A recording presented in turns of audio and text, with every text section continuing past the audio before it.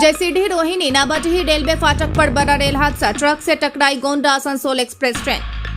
पश्चिम Bengal Asansol railway division के अंतर्गत आने वाली जयसीडी मधुपुर के बीच रोहिणी नाबाटिही रेलवे फाटक पर गुरुवार को एक बड़ा रेल हादसा हुआ।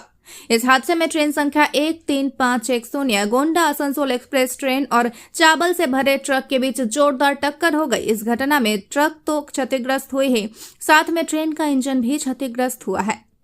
इस हादसे से कुछ देर के लिए डाउन लाइन और अप रेल लाइनों पर ट्रेनों की आवाजाही बाधित हो गई।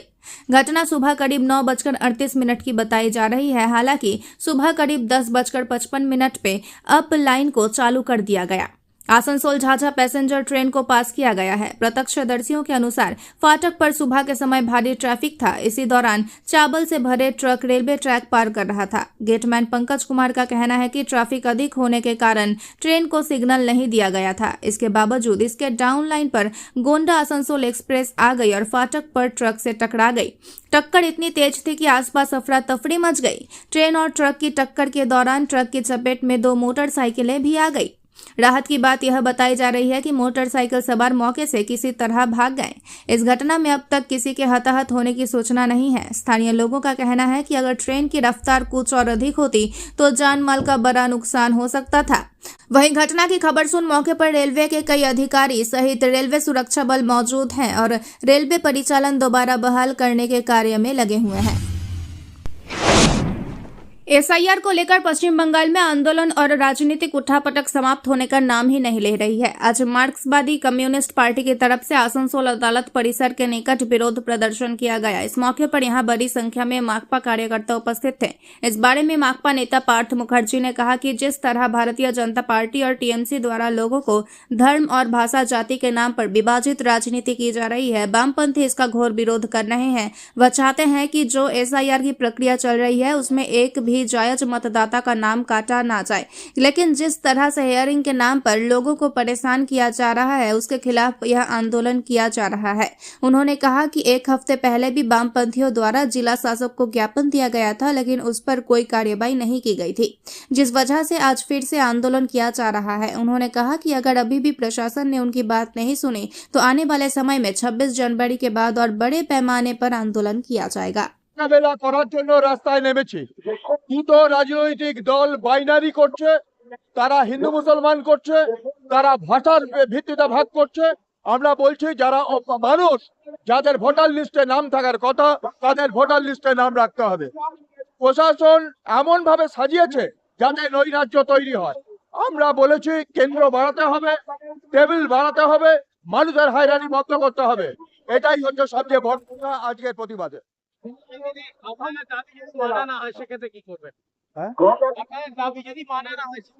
আমাদের দাবি মানার ব্যাপারে 10 দিন আগে ডিএমকে আমরা এই দাবি দিয়েছিলাম, ওনারা কোনো দাবি মানেননি। যদি এই দাবি না মানেন তাহলে আমরা নিশ্চিতভাবে 26 তারিখের পর অনেক বৃহত্তর আন্দোলনে আসানসোলে যাব, কার্যত অবরুদ্ধ করব আমরা আসানসোলকে।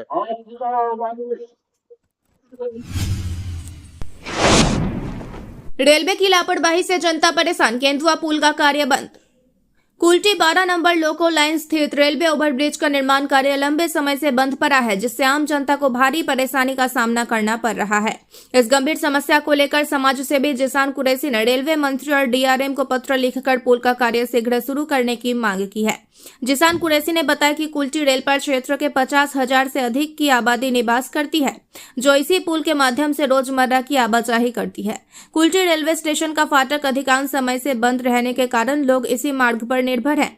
इस रास्ते से अस्पताल, बालिकाओं का एक हिंदी स्कूल भी जुड़ा हुआ है, जिससे छात्रों और मरीजों को भारी कठिनाइयों का सामना करना पड़ रहा है। यह मार्ग बनाकर आसनसोल, झारखंड, पुरुलिया सहित अन्य जिलों को जोड़ने वाला एक प्रमुख रास्ता है। इसके अलावा कुल्टी का प्रमुख बाजार केंदुआ बाजार भी इसी पुल के माध्यम से जुड़ा हुआ है, जहां से सब्जी, कपड़ा, मछली, राशन जैसे आवश्यक सामान की खरीद फरोख्त होती है। पुल खराब होने के कारण व्यापारियों को भी भारी नुकसान उठाना पड़ रहा है और दुकानदारों की बिक्री में भी गिरावट आई है। 4 पहिया वाहन, ठेला, टोटो और ऑटो के जरिए किसी भी प्रकार की सामग्री का आवागमन पूरी तरह बाधित है। टोटो और ऑटो चालकों को भी रोजगार में परेशानी हो रही है। रेलवे की ओर से एक वैकल्पिक पुल बनाया गया है, लेकिन वह केवल 2 पहिया वाहन और पैदल यात्रियों के लिए ही उपयोगी है। चार पहिया वाहन, ठेला, टोटो और ऑटो का इस पुल से आवागमन संभव नहीं है। स्थानीय लोगों का आरोप है कि वैकल्पिक पुल इतना असुविधाजनक है कि दो पहिया वाहन फिसलकर गिर जाते हैं, जिससे दुर्घटनाओं का खतरा बना रहता है। रेलवे द्वारा पहले सूचना दी गई थी कि 31 दिसंबर 2025 तक पुल को चालू कर दिया जाएगा, लेकिन जनवरी बीत जाने के बावजूद न तो पुल शुरू हुआ और न ही निर्माण कार्य आगे बढ़ा। रेलवे ने 4 महीने का समय लिया था, लेकिन अब तक यह स्पष्ट नहीं है कि कार्य कब पूरा होगा। स्थानीय लोगों ने रेलवे प्रशासन से जल्द पुल निर्माण का कार्य शुरू कर जनता को राहत देने की मांग की है। आसनसोल के डीआरएम को मैंने आज पत्र लिखा है। पत्र इसलिए लिखा क्योंकि ये जो 12 नंबर लोकल लाइन 11 ए पुल 12 नंबर में जो है रेलवे का ब्रिज भी बन रहा है। 1 सितंबर 2025 से लेकर 31 दिसंबर 2025 तक बनने की बात था। उस दौरान पुल बंद था, एक अस्थायी पुल बनाया गया, लेकिन अभी तक पुल का निर्माण नहीं हुआ। इसको लेकर मैंने पत्र लिखा। टोटो आने जाने में ई रिक्शा को बहुत प्रॉब्लम हो रही है। मैंने डीआरएम को पत्र लिखकर आज जल्द से जल्द पुल का निर्माण किया जाए। धन्यवाद। मेरा नाम दिखान सिंह है।